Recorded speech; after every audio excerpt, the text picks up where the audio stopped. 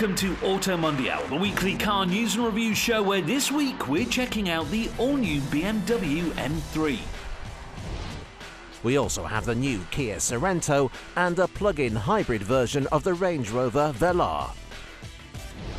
Plus, in this week's Deep Drive, we take an in-depth look at Volkswagen's most important car in years, the ID3.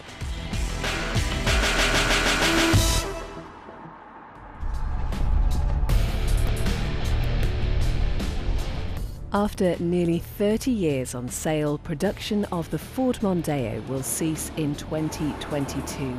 Once one of the UK's best-selling cars, Mondeo sales have been steadily shrinking, with buyers now being swayed to SUVs and more premium German saloons with cheap monthly rates. Originally unveiled in 1993 as a world car, the Mondeo became hugely popular with travelling businessmen and family buyers alike. But last year, Ford sold just 2,400 of its once popular saloon.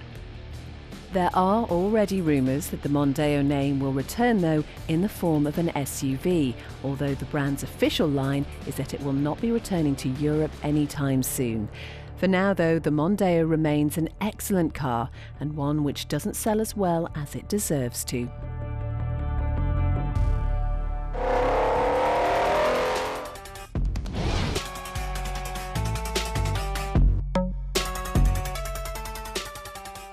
The KIA Sorento might not be the first car that springs to mind when you think of a premium SUV, but these days, with prices starting at just under £40,000, it seems that the new 2021 Sorento is far from the bargain basement 4x4 it once was. So is Kia's new flagship posh enough to justify the price tag? Well, first things first, it does still come with Kia's enviable 7-year warranty, something that should keep the brand's budget-conscious buyers on side. It also looks the part. The front end is angular and sharp, while at the rear the boxy shape is complemented by modern creases, clearly inspired by the US market Kia Telluride. It's a lot more distinctive than the old car, not that that was particularly difficult, so is it a success inside as well? Well, once again, it's certainly a big step up from the old car. It may not be quite as stylish as some more expensive rivals, but it's modern, interesting and well made. There are now just two engines to choose from, a 226 brake horsepower 1.6 litre petrol hybrid and a 199 horsepower 2.2 litre diesel. A plug-in hybrid version is also expected in the near future. So then, how does it compare to its rivals? Well, first up is an old favourite in this class, the Nissan X-Trail. It may be a bit less agricultural than previous versions, but the X-Trail is still great value. It still looks the part too, although the interior is starting to feel its age. It gets all the kit you'd expect, but it isn't quite as slick as the more modern Kia. The cabin is a little dark and dingy, and isn't as premium as the plush Sorentos. So how about another upmarket Korean SUV? The Hyundai Santa Fe is back with a bold new style that we have to admit looks fantastic. The cabin isn't bad either, with loads of room and plenty of gadgets. It gets all the usual smartphone connectivity, plus a new 12.3-inch digital display in front of the driver in place of dials. As modern and slick as it all looks though, Hyundai has kept plenty of physical buttons to make controls easy to use while driving. There are buttons for the climate control, heated seats and shortcuts for the infotainment.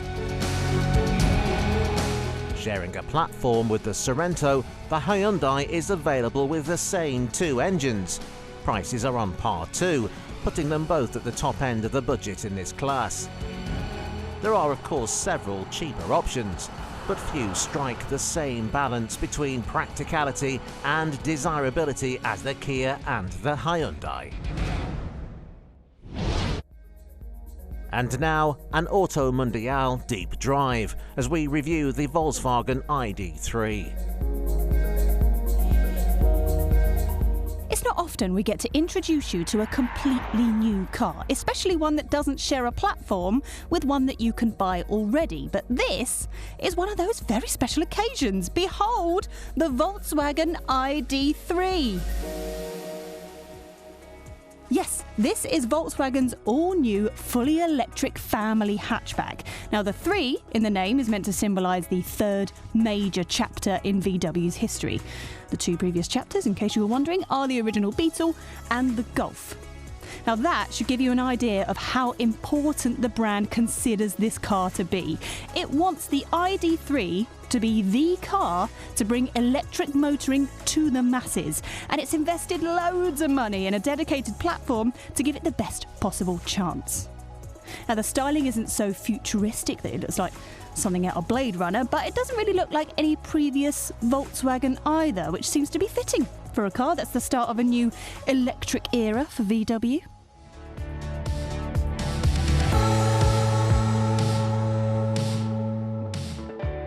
As you can see, the interior of the ID3 is very modern and minimalistic. You've got hardly any switches or buttons to clutter up the dashboard. Now, your focus is mostly drawn to the screen and the dials just behind the steering wheel and the floating infotainment system as well. It's also got strip LED lighting just underneath the windscreen that will change colour when the voice control is listening, or will tell you which direction to go in according to the sat-nav. The infotainment system itself has a very familiar feel to the other VW models. It has Android Auto, Apple CarPlay. I'd say the 2 important things: is it responsive, and is the 10-inch screen nice and clear? And it's both of those. So while some of the quality is disappointing, as long as you don't go for the entry-level Life model, you can brighten up some parts of the interior, like the dash or the steering wheel or the outside of the screens and other little bits.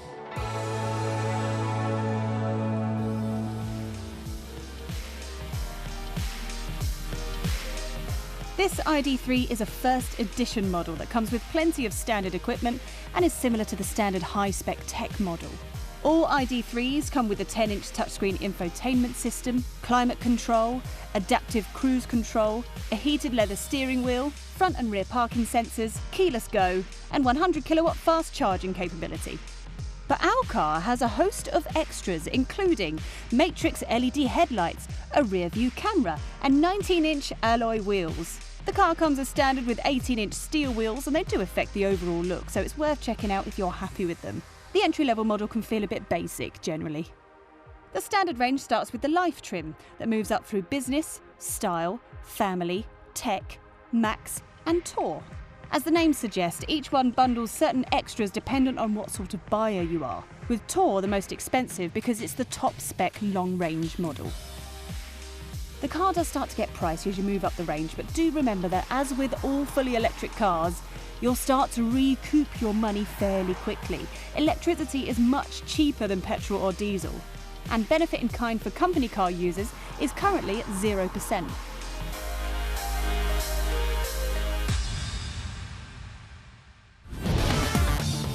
Join us again after the break as we check out a hybrid Range Rover and the new BMW M3.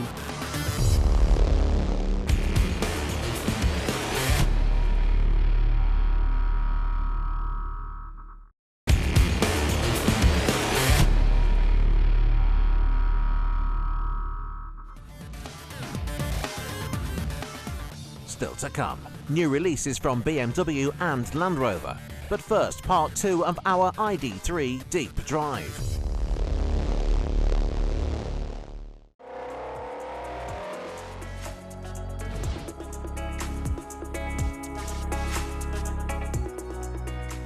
Now, it's here in the back where the extra space in an electric car is the most obvious, and it feels really spacious for a car of this size.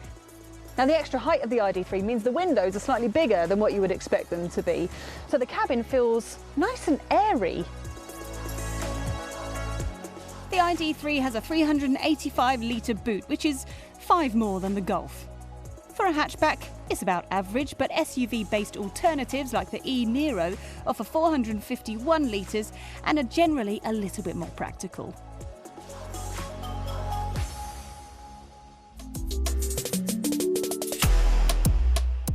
Eventually there will be 3 battery capacities available. The smaller version will be much cheaper, obviously, and will do around 200 miles. Then there'll be a bigger battery option that will give you 340 miles, which will obviously be more expensive, but that'll be one of the biggest ranges available in electric cars. The mid-range battery should be about right for most people, especially as you have the 100 kilowatt fast charging, which means if you're doing long journeys, then you've got enough time to stretch your legs and grab a disappointing coffee at a motorway service station and charge it from 0 to 80% in 30 minutes. This has 201 brake horsepower and can go from 0 to 62 in 7.3 seconds and weighs just over 2 tonnes. As we're getting used to now, the way electric vehicles release their power feels a lot more instant than a conventional car. And let me tell you, the ID3 feels very, very fast when you put your foot down on the accelerator from a standstill. Your average ID3 will spend most of its time around town, so it's more important how nippy it is at slower speeds rather than how it copes at higher speeds. And yeah, it's definitely a heavier car, but the centre of gravity and the sense of balance feels a lot better because the electric powertrain is actually situated much lower and more central than a normal car. So it feels just as agile, if not more, than the conventional Golf. This is a rear-wheel drive car. And we've been really impressed with how natural the steering feels. It's actually a really impressive ride. By now you've probably gathered that we're quite big fans of the ID3. This isn't just a great electric car, it's a great car in its own right, and one that should definitely be on your shortlist if you need a family hatchback, whether you're looking to save money or the planet. The combination of impressive range, performance, style and practicality is a very good way of persuading people to switch from petrol and diesel cars. While there may be some compromises with interior quality and a rather basic entry-level model to keep the starting price down, the ID3 is more spacious and better to drive than you're probably expecting. What it does really well is demonstrate that the best electric cars offer much more than just rock-bottom running costs, and that's going to make people want them. The ID3 could very well prove to be Volkswagen's third people's car.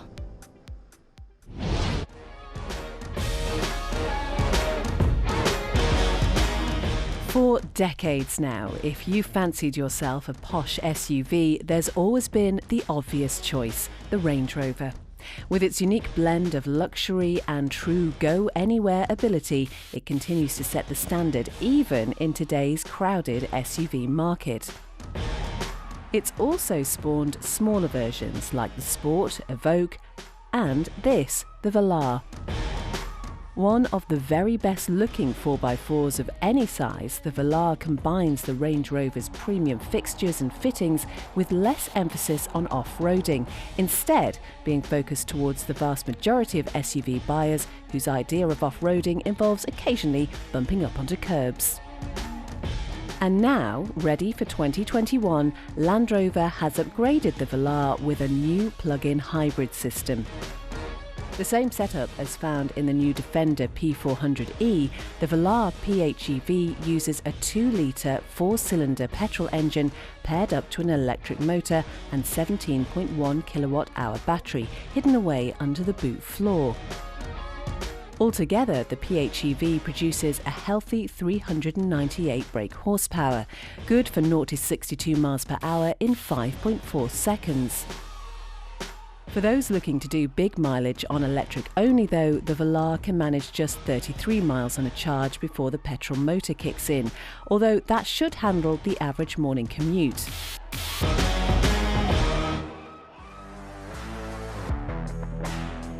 Using a fast charger, it can be charged from 0 to 80% in half an hour. But for those who don't want to wait around, there are some non-plug-in options too. There's a new pair of new 3-litre straight-six choices, both equipped with a 48-volt mild hybrid system. The first is a new 298 bhp diesel replacing the old V6, capable of hitting 62 from rest in 6.5 seconds with an impressively low CO2 output of just 194 grams per kilometre, with a 398 bhp petrol also on offer. There are also some new smaller diesel options too, but it isn't just under the bonnet where the Velar has been updated. Visual changes on the outside may be limited, with just some new paint and alloy wheel options, but inside the changes are more apparent. The old Touch Pro infotainment has been ditched in favour of Land Rover's new Pivi and Pivi Pro systems.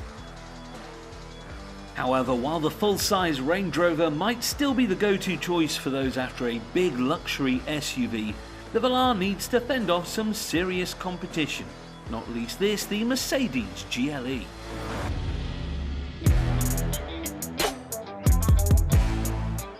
Available as either a proper SUV or a coupe SUV, the GLE has one of the best interiors in this class.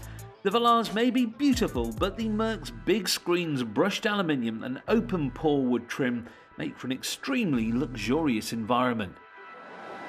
There are a range of petrol and diesel engines to choose from, with a 3-litre petrol mild hybrid being the one to go for its blend of performance and economy. And it's the Velar in any guise that we'd choose in this class. Not only does it look fantastic and cosset you on the road, it's cheaper than the Merc, with prices starting at around £46,000. It seems then that the Velar, particularly in PHEV guise, continues the Range Rover tradition of being the go-to choice in its class.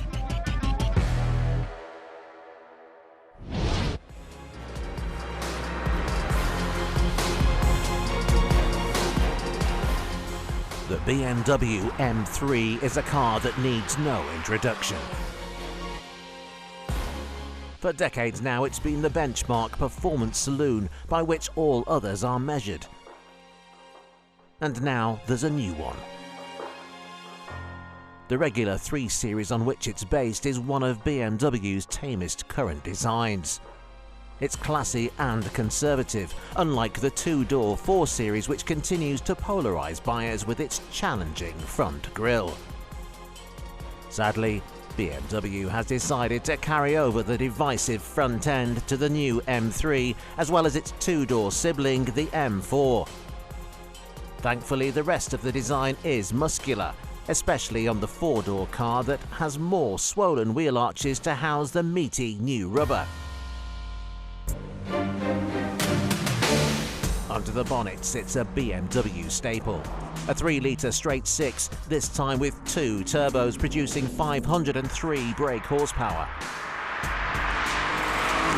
Lower output cars will be available in other markets, but here in the UK, the full-fat competition model is the only option. Despite its massive amounts of power though, at first glance the M3 recipe seems to have been tainted. For starters, there will be an all-wheel drive option, something we never expected to find on BMW's tail-happy compact saloon. And then there's the weight, now up to 1,800 kilos in certain specs. However, with that muscular twin-turbo engine up front, this is the quickest M3 yet. With 0 to 62 miles per hour dealt with in just 3.9 seconds, onto a limited top speed of 155.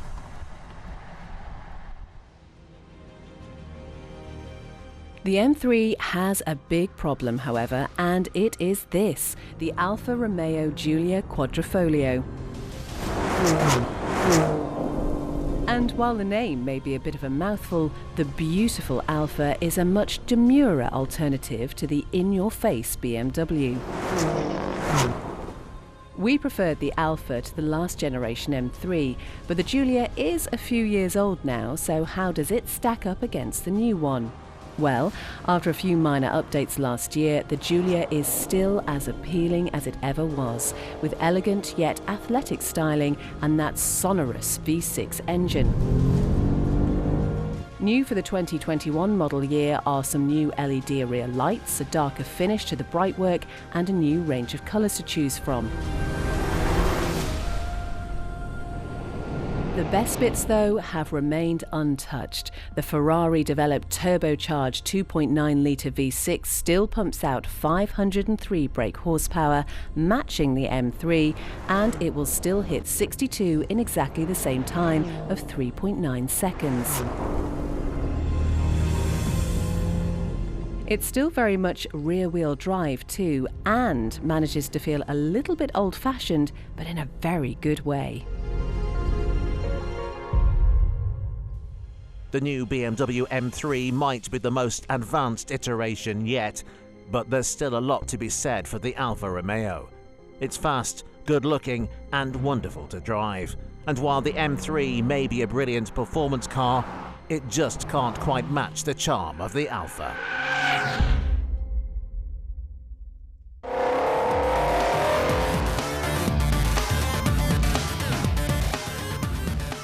Join us again next week on Auto Mundial as we look at the all-new Nissan Qashqai.